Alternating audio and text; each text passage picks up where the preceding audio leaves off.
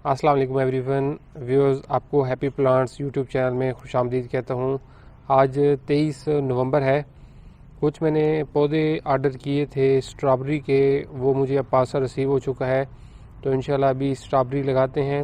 Card लगा हुआ है सेलर का, तो ये मैं आपको दिखा देता हूँ।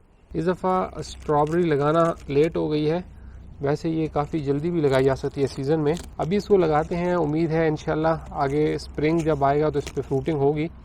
सो ये देखिए व्यूअर्स,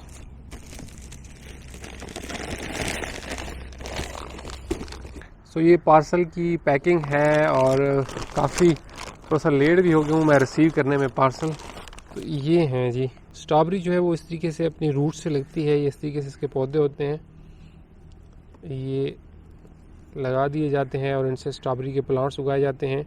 अभी इनको मैं अपने गार्डन में लगाता हूँ, कुछ हम अपनी नर्सरी पे लगाएंगे।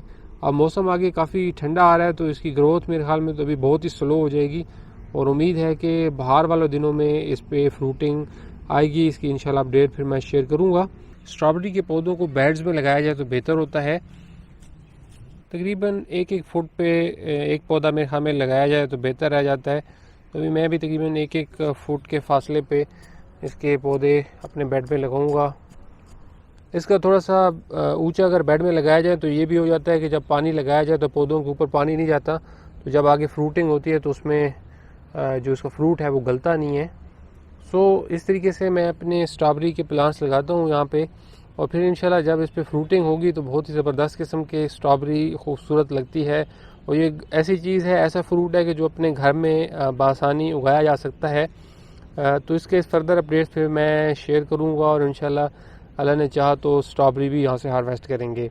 व्यूअर्स, अपना बहुत सा ख्याल रखिएगा। चैनल पे फर्दर वीडियोस जल्द अपलोड होंगी, चैनल को सब्सक्राइब कर लें। बात होती है फिर अगली वीडियो में, तब तक के लिए खुदा हाफिज़।